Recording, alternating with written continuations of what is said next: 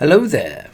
Today we got the Bad Batch Season 1 Episode 9. We're going to compare that to some of the Star Wars movies. This episode's called Bounty Lost, unfortunately, because that kind of ruins the surprise at the end. But that's all right. Sometimes we, as writers, don't think about that stuff.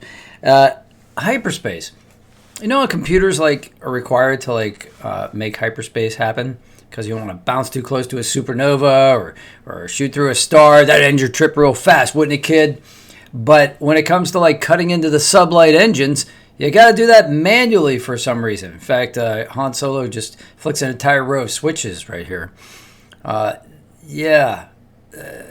Same thing with Cad Bane in this episode. Cad Bane actually manually pulls a couple levers here and comes out of hyperspace right up on a planet.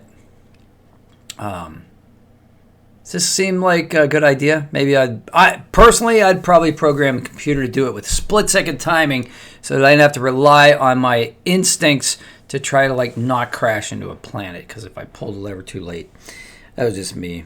Anybody else think about that? Put it in the comments below. Oh, it's smash like for me. I know it's over a minute already. Go back and watch again and smash like for me. If you do it in the first minute, I guess that really helps the algorithm. All right, next, A New Hope again.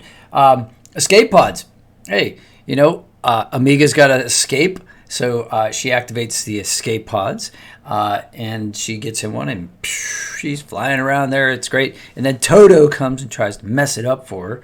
But we first see escape pods in A New Hope, almost very first, 5-10 minutes. And that's how the robots escape.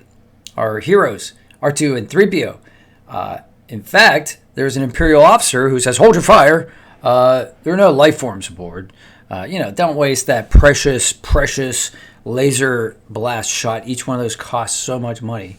But that would have ended our trip real quick, wouldn't it?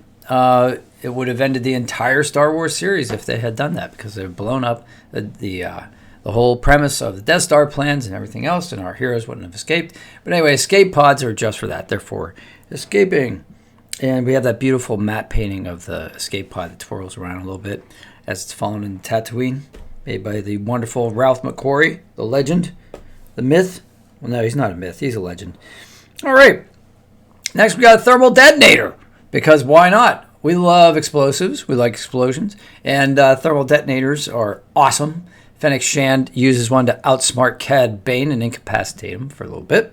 And we first see those in Return of the Jedi, when Leia uses one as a negotiating tactic for the price of Chewbacca with Jabba, to which Jabba, everybody else runs away, and Jabba says, "Ho, ho, ho, ho, I like your kind of scum," or something of that nature. Alrighty. So, and 3PO gets batted away for saying 50,000, no less, which is always a fun little scene, because I don't know why, but everybody hates... Watch my other video, and we'll talk about 3PO. I'll put the link below. All right, well, that's pretty much what I got for the Star Wars movies, except Star Wars franchise, The Mandalorian, because at one point, Cad Bane is fighting against Fennec, and he gets really mad, and he starts using his wrist flamethrowers. And we see those for the first time in The Mandalorian, Season 1, Episode 1, when Mandalorian gets attacked suddenly by a blurg. Tries to, chew his arm off. And he tries to use his flamethrowers to fend off the animal, because, most animals are afraid of flames. Seemed like a good tactic. Didn't matter in this case. He had to be rescued with a poison dart. Or a tranquilizer dart, I should say. All right, well, that's all I got for the movies. The rest of this episode's about Arabesh translation, which I cannot help but translate Arabesh for you guys. So here we go. The first Arabesh is when...